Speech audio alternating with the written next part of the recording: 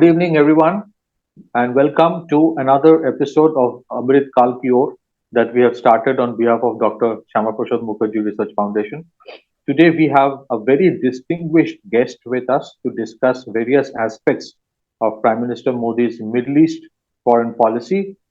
We have with us Major General S.B. Asthana, SM, VSM, retired. General Sir, it is an honor to host you and take your interview on behalf of Dr. Shama Prasad Mukherjee Research Foundation. Before we start this conversation, let me give a little brief about General Asthana, whom I personally know very well, and I had the honor of sharing the stage, the platform with him on various television debates. General Asthana has been a former Director General Infantry in the Indian Army. He is Director of United Services Institute. He is extremely well known in areas of strategic and security. He is a very well known and a popular television commentator, speaker in various strategic military forums, UN organizations, think tanks, and universities. He is very frequently interviewed by various national and international news channels, newspapers, and organizations on strategic, military, and UN related subjects. He is on the Governing and Security Council of Confederation of Education Excellence, International Organization of Education Development, and various other similar organizations. So, sir, there could not be a better person than you to discuss the strategic aspect of Prime Minister Modi's foreign policy, and which has become very profound in the last few days, especially because of two incidents. First, the remarkable feat of ensuring the safe release of 8 veterans of Indian Armed Forces who were, allegedly on fake charges, been detained and even had been given death sentence in Qatar. And second, the most unprecedented and impossible thing that had happened, perhaps even 10 years back, it would have looked like an impossible mission that in Abu Dhabi, such a grand even Hindu temple, a Sanatan temple, has come up. So, if I ask you from the perspective of where India was 10 years back and how India is now more accepted, not just as an economy, but also the Indian perspective, Indian diversity, Indian philosophy in Middle East. From that perspective, I would request you to give your honored views on this. Back to you. Over to you, sir. Thank you. Pleasure speaking to you and your channel and your institution. It's an honor to be speaking to you and discussing a very important subject with you. Uh, when we talk of the Indian influence, or for any other country, for that matter, in today's world, which is quite a turbulent world, what matters is the comprehensive national power of the country. And to steer that comprehensive national power, you have to have a national aim. Today, India, and more so in a decade or so, has a very clear-cut aim.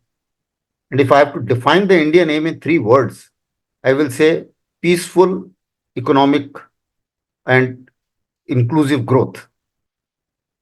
So when we are looking at peaceful, inclusive growth, we are looking at every segment. And when we improve the comprehensive national power, which includes the economic power, the military power, the technological power, and most importantly, the human resource power, and also the political power as well as the diplomatic power. Now, all these constitute components of the comprehensive national power. And the whole world looks at you from a sum and total of these powers. Today, when we look at Middle East, as you rightly mentioned, the developments which are very significant, which you mentioned, you see, there's no doubt that our economic power is increasing, our soft power is increasing, and when we talk of the technological, human resource, and diplomatic power, and all these add up to the soft power, whereas military adds on to the hard power. And more than that, what has happened in last 10 years is the smart power. Smart power is a sum and total of willing to use these powers, and determination and the, shall I say, confidence to use these powers. And this is because of the kind of leadership which we have today, which doesn't hesitate in using these powers. So that is what is called a smart power. Now, considering that we as a country live in a global world, whereas we find that there is a Cold War 1.0 between Russia, USA, Cold War 2.0 between America, between USA and China, and the whole world into two different blocks. And India has emerged as a single hope, which is got a determination to steer its way. It has a determination of not being into uh, any of the power blocks, and yet having good relations with everyone. Now, this model is being seen and being appreciated by the Middle East countries as well as the Arab world and the areas which you just mentioned. Now, they are also looking at somebody who can steer these ways through without getting into blocks, if they can also look at a better future in partnership with India. And that is where perhaps India fills a position which many were looking at, instead of falling into block or following somebody or following some big power blindly. So this is where perhaps we have come up. And when it comes to the case of Qatar as well as UAE, now in case of Qatar, the kind of dependence which we have, interdependence which we have, I would say, are that is where the human resource power comes in, the kind of diaspora we have, then the kind of safe market which we have given. If we signed a $78 billion dollar deal for long-term supply of gas, the kind of export security which we provide to that country, now that makes a lot of difference. And the kind of personal equation which the Prime Minister has with the Emir of that country. So that provides a very strong, shall I say, a partnership between the two countries, a strategic partnership between these two countries, which can overcome many obstacles. And release of these eight veterans, naval veterans, is one of them. Similarly, when we look at UAE, something which was unthinkable, as you rightly mentioned, long back, that in the land of UAE, and in the narrative of some of the countries who thinks that radicalized Islam can steer all the Islamic countries together, uh, this is a major change. And over a period, over last 10, 15 years, people have thought of both countries. I must give credit to these countries also, who have thought beyond the radicalized Islam narrative and have gone into a narrative of growth, a narrative of, shall I say, looking economy from a different perspective, not only the oil economy, but from the tourism economy, but from the investment point of view, but from the growth of point of view, and uh, embracing a country which is India, which has the fastest growth rate in the world, which has the most promising human resource in the world, which has the most promising technological resources in the world. So embracing a country, it makes a strategic sense for these countries as well. And that is where perhaps a major shift is coming up in a manner that these countries are shedding the inhibition of the radicalized Islam and coming to the path of growth and becoming our strategic partners in the path of growth. Patikrit.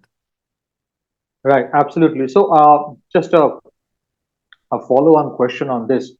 Do you believe that the effort of decolonization that India has taken in the last 10 years, and perhaps somewhere even the Middle East, which has for a long time have suffered from what we call a Western narrative of demonization or Western narrative of looking down and creating conflict.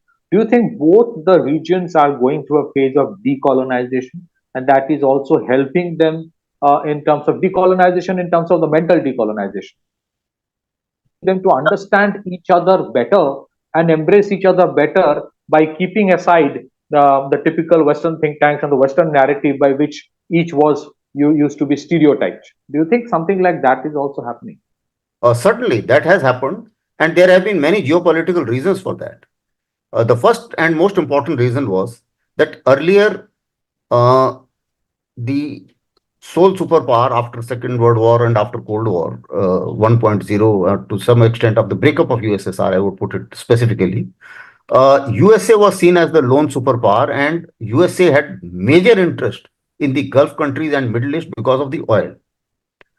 After shale oil was discovered in USA and their oil dependency reduced, therefore, thereafter, I think these countries started the US interest in this area to some extent reduced, but certainly not completely gone. But then another era came wherein the Middle East became turbulent because of certain other reasons, whether it is radicalized Islam or terror groups and things like that. And that's again, the US got involved very badly in this region. Now, what has happened is countries who have been following United States and who have been following any of these blocks, they found that their own sovereign decision making suffers. And that is where there is a clamor to decolonize. Now, when I say mentally decolonize, you are absolutely right. Like today, every country in Europe is a sovereign state, but mentally they are all colonized because it is a US-led NATO and US-led European Union and US-led West, and there is no way that any country in Europe can take a decision independent of United States. So the colonization may have gone, but then unfortunately, mentally, they still have the hips joint. Similarly, all countries in Africa and everywhere else, they have got their independence. But you see the case of Israel Hamas or Israel Palestinian situation. Now, Palestinians, their biggest crib is irrespective of what you hear in media. The biggest crib is all of you have got your independence. We haven't got, because we are being occupied by Israel. We are being used by Israel. We are being governed by Israel. May not be as per our liking, and we are still slaves. We have not got our independence. So this is again an area where perhaps people wants to break this shackle of colonization. Now, when we look at the decolonized world, and let's look at the Middle East, or let's even also look at the Africa. Now, why Africa? The fact that a major step which we took in G20 of getting the African Union into G20. That was a major step of mental decolonization. That was a major step where they also felt that yes, now they are part of the big table, and they are also part of some kind of decision making. And we also are looking at certain, shall I say, earlier it used to be like a third world, but now third world is not really a third world, but because of the interdependence, heavy interdependence, people have got dependent on each other. And once you get dependent on the major powers, then to some extent your sovereign decision making suffers. And that is where India gives us a totally different model. In recent past, as you mentioned, the diplomacy and Indian diplomacy, as well as the Indian standing, has shown a different path to the world. We have shown as to how we can we can steer our interest and yet remain friends of Ukraine as well as Russia, USA as well as Russia. We have also shown that when it comes to Israel, we can vote differently as per our conviction. When it was 7th October, we certainly condemned the terror attack, a brutal terror attack. And we have also shown that when it comes to the humanitarian losses, we have also shown our concerns to Palestinians. And that is without annoying anybody. So this is, and perhaps the sincerity and the clout of India is being recognized. Today, uh, when whenever there are some feeble voices in USA to say that okay, this is what is happening in India, then the voices of sense they overpower to say that I think the interest, strategic interest, is much more important. That is one. And secondly, what they are doing as per their national interest. And India is strong enough to resist. If you unnecessarily pressurize India, then you will lose your strategic investment. So this is where perhaps the things have moved. And as I see these countries in whether it is Qatar or it is UAE or it is Saudi Arabia, the kind of relationship which are developing in this region, uh, they indicate a common path of growth and a common journey where all of us can benefit. And there is a lot of give and take because there are certain strengths which they have, or certain resources which they have which we don't have, and there are certain other competencies which we have which they don't have, and a mix of two can synergize the growth path. And that is where perhaps everything is steering towards that, uh, Right. Pathika.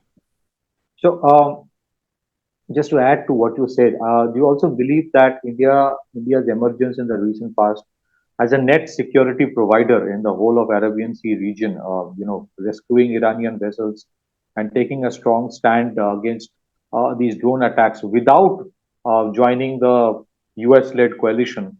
Also, the stand that India took during that Ukraine-Russia conflict, where the external affairs minister very categorically told the Europeans that Europe has to come out of the mindset that Europe's problems are the world's problems, but the world's problems are not Europe's problems. So I think, do you agree that somewhere many of these Middle Eastern countries are finding resonance in what India said? Maybe they also wanted for a long time to actually say it out, but couldn't for some reasons, as you mentioned, the issues of dependence.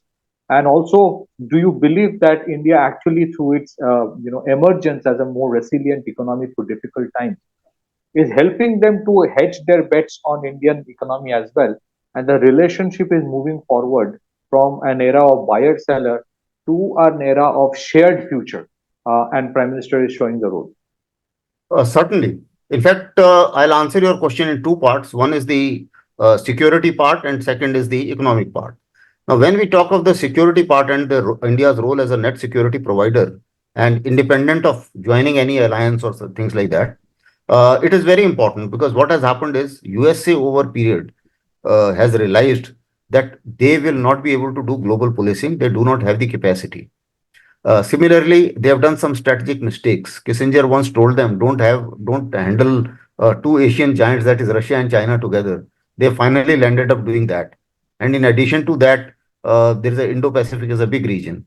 So therefore, they are finding, and now on top of that, you have a case of the Israel Hamas and US being attacked, say within 3 months, 160 times or something like that. Never seen, never heard before. So this is so they have their capacities up to a limit, and they have outstretched their capacities.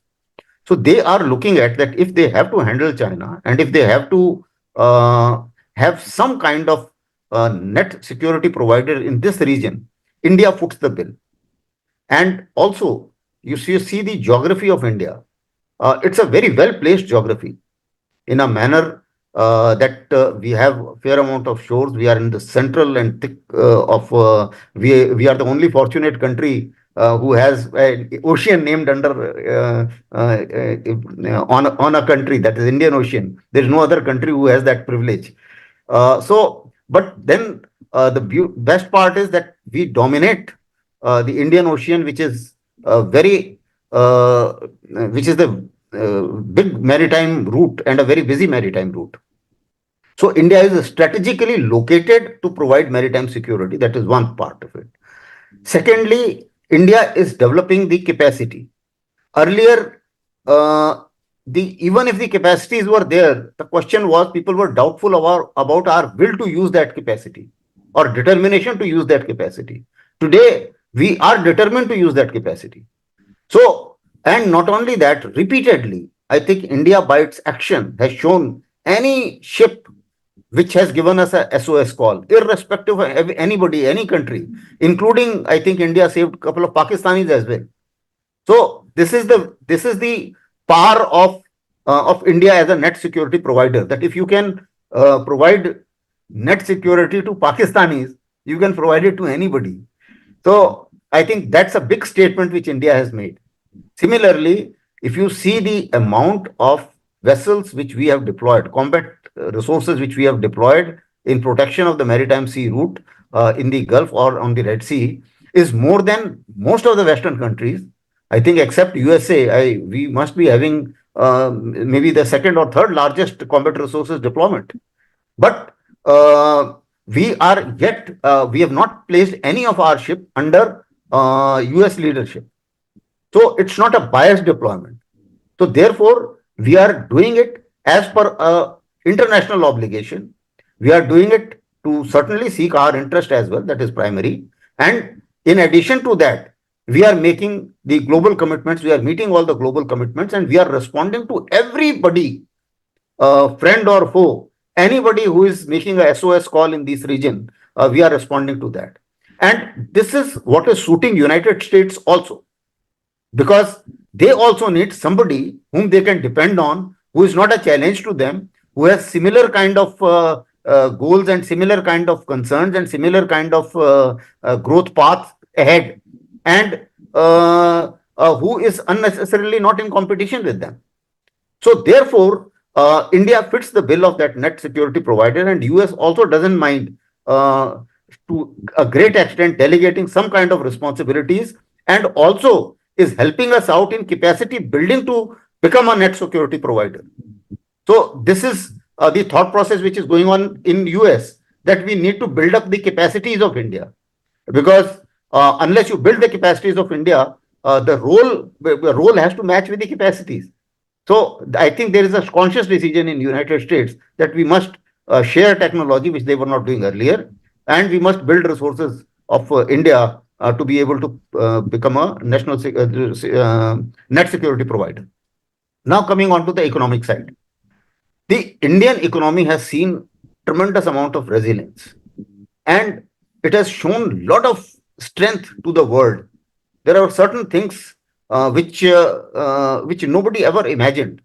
Can you imagine? We were not producing single PPE before COVID, and by the time the COVID finished, we were second largest producers of CPP in the world. Now, this kind of resilience, not very many countries can show. Similarly, the way we gave vaccines to everybody who needed it, whereas the Western countries who had the lead on vaccine, they were trying to hoard it for themselves and did not come out openly. Similarly, I was pleasantly surprised when I had gone to China very recently, about a couple of months back. And there I said that in my country, you don't have to carry purse. You just have to carry mobile for making payments. And people were surprised. Even Chinese were surprised, because even in China, these kinds of digital transaction doesn't take place. There is no, that kind of financial transparency doesn't exist in China. And therefore, today, if you see, if 60% or of the global transactions are happening in a country which has whose GDP is less than 4 trillion, that means the kind of transparency which the country has is tremendous. And because of this, people have confidence that this is an economy which is certainly going ahead, because all the resources of the countries will get mobilized because of this transparency. And this gives hopes to all the countries like who are on the development path, whether it is in the Middle East, or it is in Africa, or it is in Southeast Asia. So all these countries are looking up to us. Similarly, our defense exports. Now, we were nowhere. We were unfortunate when Britishers left us. They never shifted any defense manufacturing to India. Therefore, we had to start from a scratch, and we were absolutely nowhere. But now, I think within about last 10 years or so, the defense exports going 23 times. They may still not be very significant when we compare to the rest of the world, but the fact is it has increased 23 times. And the fact is that we have given us we have got an option or an opportunity in a manner that Western equipment getting too costly. The Russians are stuck because of the domestic requirements. The Chinese equipment is not reliable. Only those countries buy it who are under its debt trap. In fact, bulk of the equipment goes to Pakistan. Nobody else buys Chinese defense equipment. So therefore, that is so India is giving it, and this is again a very major market which is picking up. The second major market which is picking up, and which for which I think the country has now woken up to build infrastructure, and that is, you see, we have got a vast coastline. We have actually not made use of that coastline.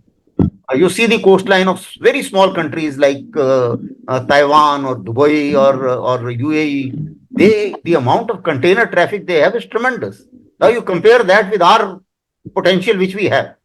If we actually put all the coastline into use, and that is where the Sagarmala projects and coastline roads and railways projects and projects of the ports and things like that which are coming up, they will put us into that league. And we are centrally located, as I mentioned. Geographically, we are very fortunate to have a location of this kind. So, if this is a area which has not been fully exploited by India, and once we exploit that, earlier also, if you see, our biggest India was for 1700 years was the largest economy in the world, and one of the major reason was because that time the rulers of that time used maritime traffic tremendously.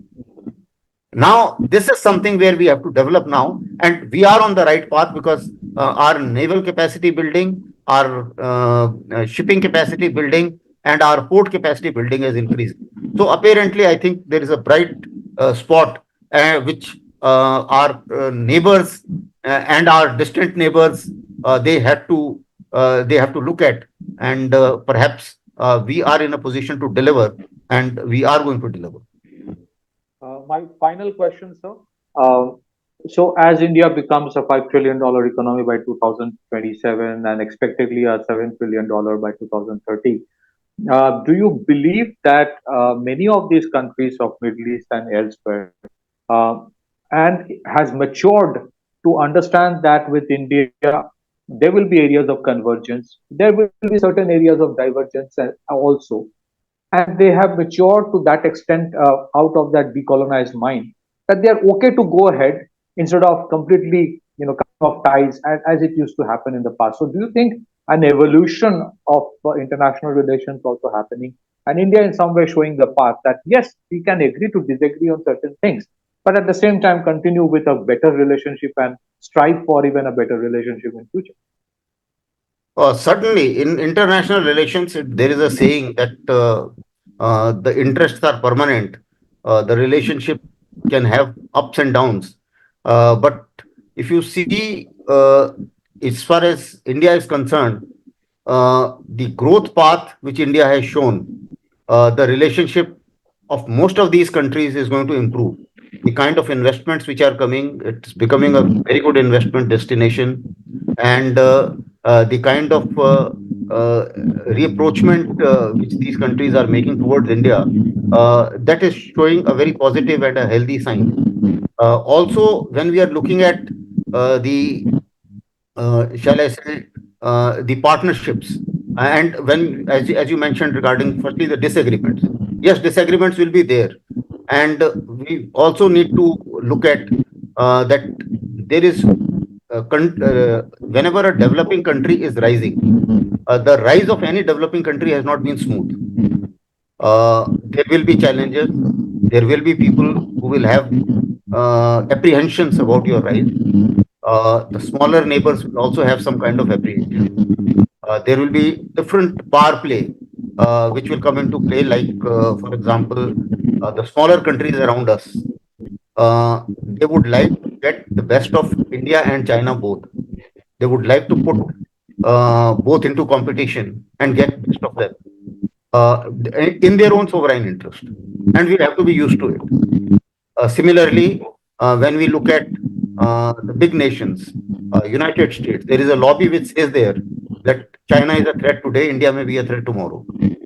So we have to be conscious of that. So therefore, there will be a lobby, even in United States, which will criticize us, whether even if, let's say, there is a small protest here, and there is a headline in New York, say tear gas has been used to disperse protesters. Now, this is a very small thing which has happened as compared to what is happening in Gaza.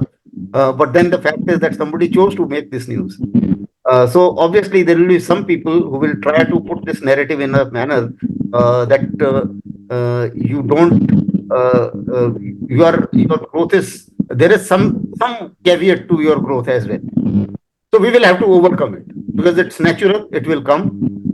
Remember when China was growing, China had made a good strategy. It is called as calculative strategy, and the strategy was postponed all disagreements, postponed all conflict, concentrate on economic growth. This was their strategy somewhere between from 1980s to shall I say for next three odd decades, and concentrate purely on economic growth. If you have the comprehensive national power, everything will fall in place, and they followed that. So that time they were not so offensive, and they were not going around all over the places. But now that they know that we have got that kind of comprehensive national power, then they started doing what they are doing. So this is where perhaps we will also have to we will also have to perhaps manage our relationship. Like a lot of people, there's a lot of rhetoric that what is happening in Maldives. We don't have to get perturbed what is happening. There is a process in place. We know that there is an internal politics which is going to play. Somebody has to make a political point. Somebody has to win election. Somebody has to have a slogan, and thereafter, but there are certain hard realities. So finally, they have to come around. So we need to have little patience, and everything will fall in place because the kind of stature which India has today. Similarly, in fact, when you mentioned, it reminds me of when you mentioned about other countries gravitating towards India. It reminds me of the many Pakistani interviews. Most of the Pakistanis are saying that we can only grow if we have good relations with India. We unnecessarily importing everything from India, why going and paying double the cost, and we can never grow. And even Bangladesh has gone ahead of us. Then there are other guys who are saying that we don't need anything, we should just get Prime Minister Modi here. So these kinds of when such kinds of shall I say rhetorics are coming, basically what it indicates is that you need a structured leadership, you need a focused leadership, and you need a focused path on which India is. And India is looking at the national interest and not at the petty interest of institutions. Similarly, many countries in this world are suffering. Today, even certain developed countries, Israel is a developed country, but it is suffering the political interest of Netanyahu. Because he wants to be in power, war stops, Netanyahu goes. Therefore, a fair amount of nonsense which is happening to their economy and to their overall national interest it is a question mark. I mean, the conflict is still on, and this is a subject which I keep discussing a lot. But then the point is that wherever this problem comes up, wherever the personal interest or the grows beyond the national interest, the country suffers, and that is perhaps even in Pakistan, the interest of Pakistan military is overriding the interest of Pakistan as such, and that is why Pakistan is suffering. In one line, if we have to point out one cause of Pakistan suffering, this is the cause. So that is where I think India has grown, that we are doing everything as per our national interest, even if it amounts to at times annoying our strategic partners as well. We are doing it so long it is our interest. Same is the case with all other countries. Now, all other countries see it. Yes, India is taking a lead. They are doing a kind of strategic balancing. That strategic balancing is possible in today's environment, and therefore it's a good model to follow, particularly. So with that, we come to end of this wonderful session. It's been an honor, sir, and we hope to have you in person in our campus someday for one of our Viksit Bharat series. I end the interview today, but there is so much of repository of knowledge that you have. It would be great in future, again in near future, we have other sessions on these lines. Thank you so much, sir. Thank you for your time. Thank you. Thank you. It's a pleasure talking to you and thank you very much.